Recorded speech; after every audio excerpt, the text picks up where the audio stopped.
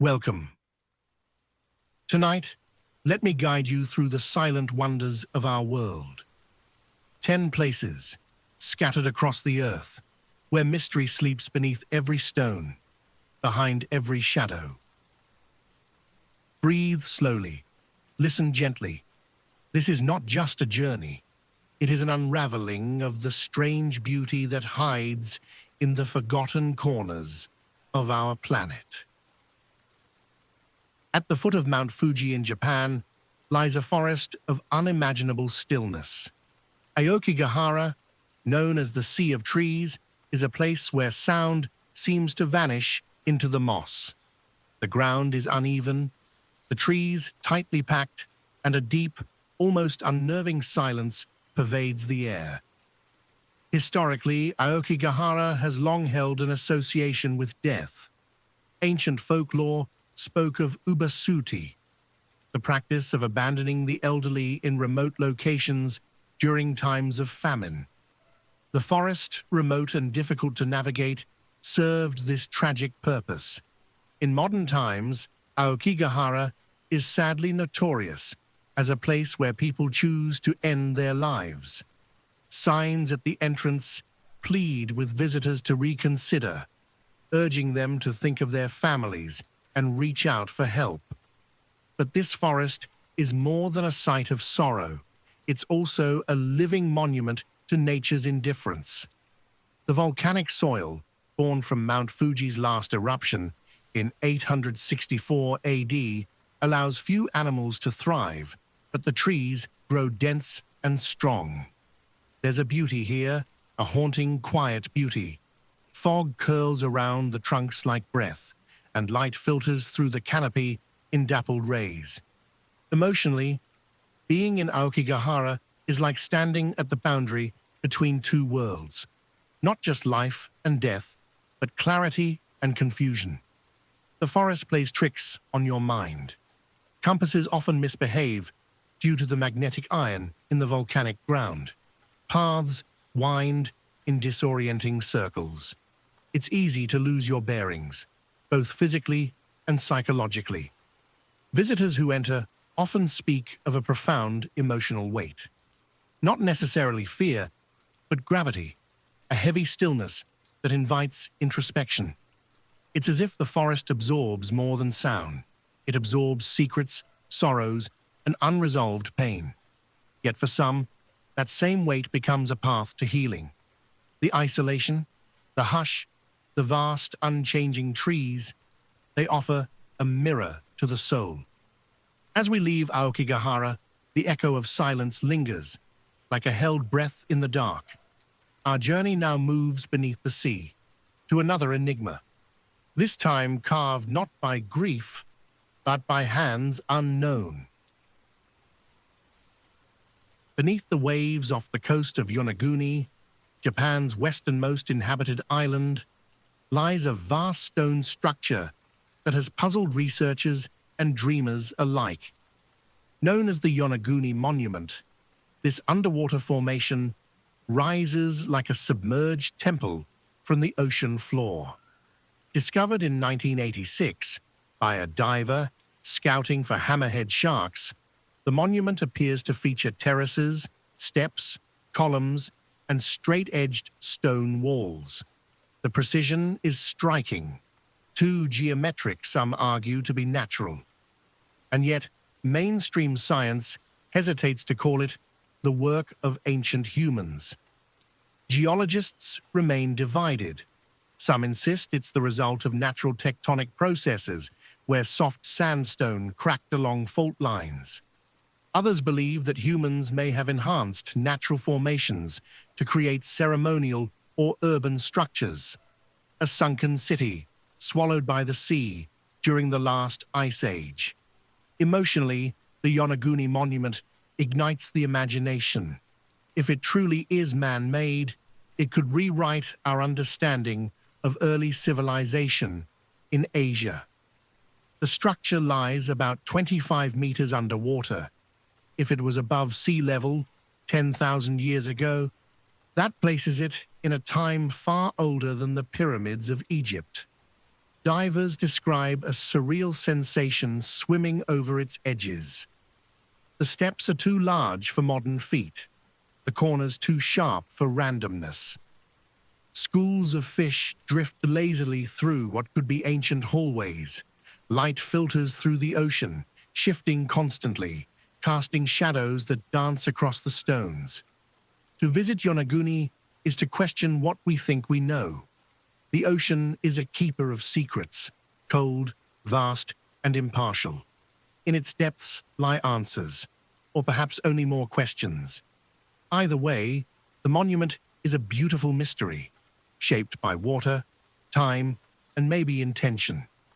As we drift away from Yonaguni's silent corridors, we surface not just from water, but from wonder. Our next destination is one of fire, an open wound in the earth that has burned for decades without end. In the heart of the Karakum Desert, where dunes stretch endlessly under a harsh and silent sun, a crater burns with an eternal flame. This infernal pit, known ominously as the door to hell, is a testament to both the power of nature and the fallibility of human intervention. The story begins in 1971, when Soviet geologists were drilling for natural gas. What they discovered was a cavernous pocket beneath the Earth's crust. The ground collapsed, forming a massive crater. Fearing the release of toxic gases, the scientists made the fateful decision to ignite it, expecting the flames to burn out in a matter of days. Decades later, the fire still rages. The crater measures roughly 70 meters in diameter and 20 meters deep. It glows vividly in the night, a flickering orange wound against the blackness of the desert. From afar, it resembles the very image of hell, as imagined in ancient texts, an endless fire pit, belching heat and light into the sky. And yet, it draws people. Adventurers, mystics, scientists, and spiritual seekers have all stood at its edge, mesmerized by the dancing flames. It is an overwhelming sensory experience. The low roar of the fire, the intense heat that makes your skin prickle, the scent of burning earth. Emotionally, the door to hell evokes contradiction. It feels like a mistake, and yet it's awe-inspiring. It's artificial, but ancient in atmosphere. There's something primal about fire, especially this fire, one that seems to have no source and no end. Staring into it is like staring into our collective past, when early humans first encountered flame and saw gods within it. Many who visit report a deep psychological shift. Standing before something so untamed and unknowable strips away the noise of modern life. Here, at the edge of the world, you are left with only your thoughts and a fire that never sleeps. As we pull away from the burning maw of Darvaza, the heat gently fades into the cold stillness of our journey's next leg. We travel far north now, to a land frozen in time and shadow, where myths of ancient creatures linger in the silence. Under more than 4 kilometers of Antarctic ice lies a lake that has been sealed off from the world for over 15 million years. Lake Vostok, as it is called, is one of the largest subglacial lakes on Earth and one of the most mysterious. Its discovery was not immediate. Scientists first detected anomalies beneath the ice using radar in the 1970s, but it wasn't until the 1990s that they confirmed the presence of this massive, liquid body. It spans about 250 kilometers in length, with a depth of nearly 1,000 meters. But what lies within this lightless abyss? Because the lake is so isolated, it may harbor microbial life forms unlike anything we've ever seen. organisms that evolved in total darkness, under immense pressure, in a completely sealed ecosystem. When researchers finally managed to penetrate the icy shell in 2012, they encountered strange readings and controversial samples. Some claimed they'd found unknown DNA sequences, possibly indicating extraterrestrial-like life. Others urged caution, reminding us that contamination could skew results. Lake Vostok represents a psychological puzzle as much as a scientific one. It's a reminder of how little we know about our own planet, that there could be entire ecosystems hidden for eons, untouched by sunlight or surface life, challenges the arrogance of modern knowledge. The lake has been compared to the subsurface oceans of Europa, one of Jupiter's moons. Studying Vostok could prepare us for future missions into space, not to discover new worlds, but to understand how life might survive in the most extreme conditions. There's something haunting about this concept, a silent, dark, ancient world, pulsing with unknown rhythms beneath the frozen skin of Antarctica. It's not hostile, it simply is, timeless, indifferent, patient. As we drift upward from this ice-locked realm, we move toward a place where architecture meets the impossible, where a civilization carved their beliefs into stone, but left no map to their origin. Off the eastern shore of Pohnpei Island in Micronesia lies a city unlike any other. Built on a network of artificial islets, Nan Madol is a forgotten marvel, a labyrinth of canals, stone walls, and ceremonial spaces that rise mysteriously from the sea. Constructed sometime between the 8th and 13th centuries, the city is made up of over 90 small islands, linked by narrow channels. What makes it so unusual is its building material, massive basalt logs, each weighing several tons, stacked with precision. How these stones are transported and placed remains a mystery. Nan Madol served as the ceremonial and political seat of the Sodelur dynasty, a theocratic society that ruled the island before European contact. The site exudes quiet majesty, its moss-covered walls standing sentinel over tidal waters. It's sometimes referred to as the Venice of the Pacific, but it feels far older, more mythic. Local legends tell of giants or magic used to build the city, a nod to the fact that no modern engineering explanation quite satisfies the enigma. There are no quarries nearby, no clear method to moving such weight. The stones simply arrived, as if summoned. Walking among the ruins, the air thick with salt and silence, one feels not so much transported to the past as suspended in a dream of time. The architecture does not shout, it whispers. Each pillar and corridor feels imbued with sacred purpose. Nan Madol's emotional weight lies in its silence. It is not a ruin overtaken by tourism or noise. It sits quietly in the shallows, cradled by coral and sky, slowly surrendering to nature. Yet it resists total erasure, as if the stones themselves remember. As the Pacific sun sets over Nan Madol, we take flight again, this time toward the African savanna, where another ancient enigma waits, carved not from stone, but from shadow. In the heart of the Sahara Desert, amid endless sands and unforgiving heat, lies something unexpected, an enormous spiral etched into the earth itself. The Richat structure, often called the Eye of the Sahara, is so massive and symmetrical that astronauts use it as a visual marker from space. Spanning nearly 50 kilometers in diameter, the eye appears like a bullseye, concentric rings of rock that ripple outward from a central point.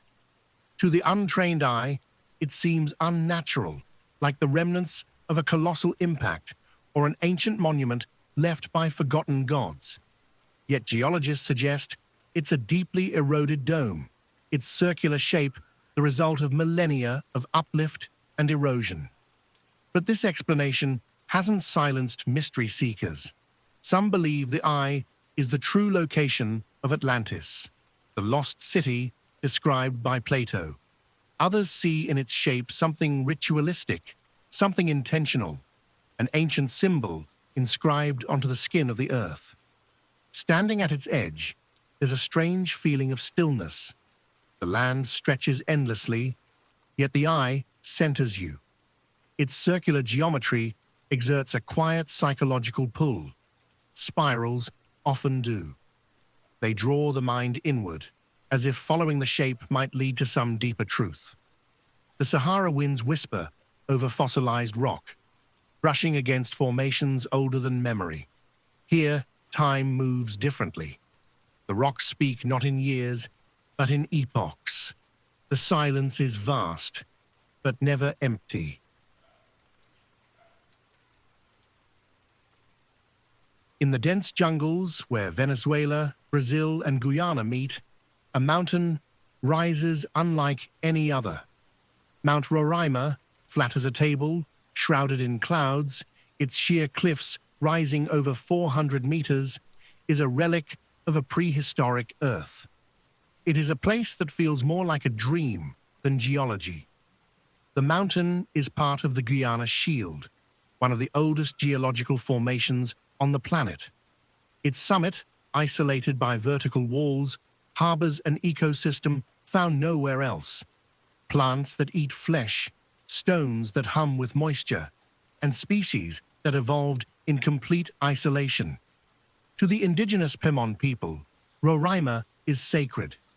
They call it the stump of a mighty tree that once held all the fruits of the world, felled by a vengeful god.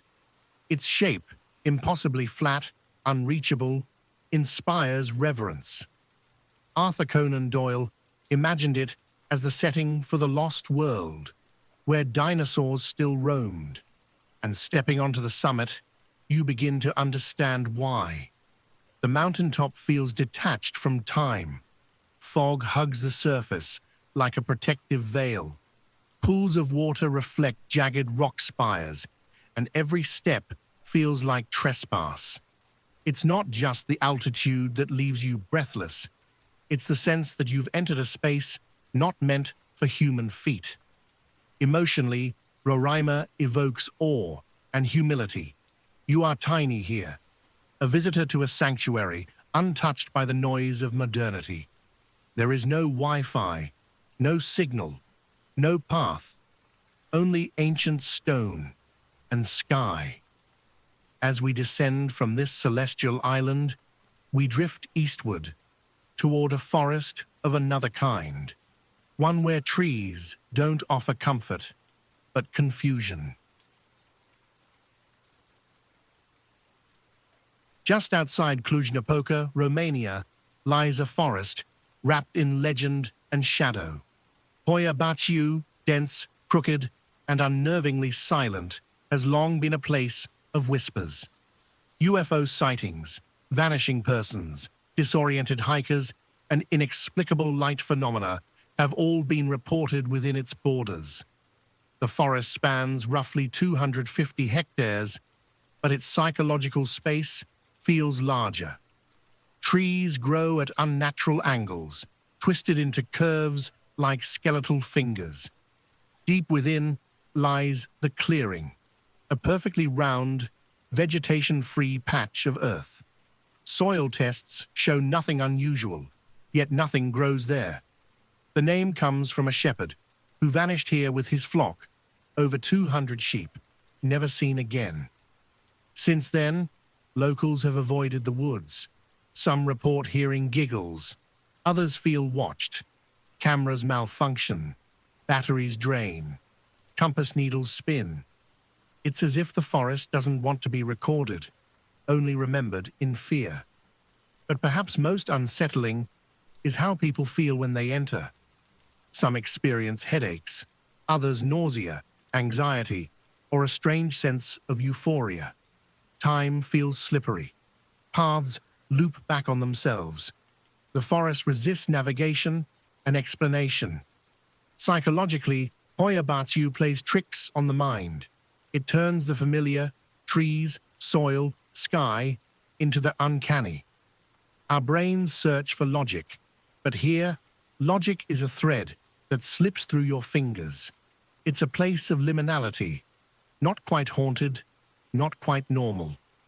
We step gently away from the crooked canopy and onto open land.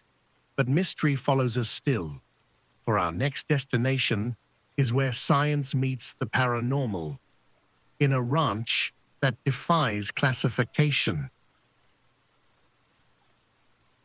In the Uinta Basin of northeastern Utah lies a patch of land that seems to defy the laws of reality. Known as Skinwalker Ranch, this 500-acre property has become synonymous with high strangeness, a convergence zone for UFOs, cryptids, poltergeist activity, and inexplicable technology malfunctions. The name comes from Navajo legend skinwalkers, witches who can transform into animals. But the phenomena recorded here go beyond folklore, cattle mutilations with surgical precision, orbs of light that respond to human attention, unseen forces that hurl objects, radiation spikes, lost time. Scientists and skeptics alike have attempted to study it. In the 1990s, billionaire Robert Bigelow funded a research team under the National Institute for Discovery Science. They observed, documented, and eventually retreated. Whatever lives here does not like to be measured. Emotionally, Skinwalker Ranch confronts the psyche with dissonance. Here, fear mingles with fascination. Visitors report an overwhelming feeling of being observed, not just seen, but known. It is not malevolent, but it is deeply aware. The ranch defies closure. Every explanation births more questions. Is it a portal, a buried energy, a curse, or perhaps the thin edge where multiple realities briefly touch? As we leave Utah's strange basin, we head north, toward one final place. A waterfall that doesn't obey gravity. A riddle in the rocks. Along the rocky cliffs of Judge C.R. Magny State Park in Minnesota, the Brule River splits in two. One stream flows along a normal, visible path, but the other disappears into a deep stone hole and vanishes. This is the Devil's Kettle. For decades, scientists couldn't determine where the water went. Dye tests failed. GPS trackers disappeared. The water enters the hole and doesn't come out, at least not visibly. The mystery lies in geology. Lava tubes, underground fissures, all are possibilities. In recent years, some researchers believe the water re-emerges downstream, hidden under rock, but no one has proven it definitively. And that uncertainty, that open question, is what gives the place its power. Standing at the edge of the kettle, watching water spiral into the earth, the effect is hypnotic. It is the idea of the unsolvable, made visible. We are so used to answers. This place gives none. Emotionally, it's a place of surrender to the unknowable, to the idea that the earth still holds secrets, not in remote mountains or distant planets, but in a quiet forest in Minnesota.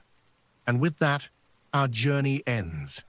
10 places, each a mirror, reflecting not just geological oddities, but our desire to understand, and perhaps to be humbled.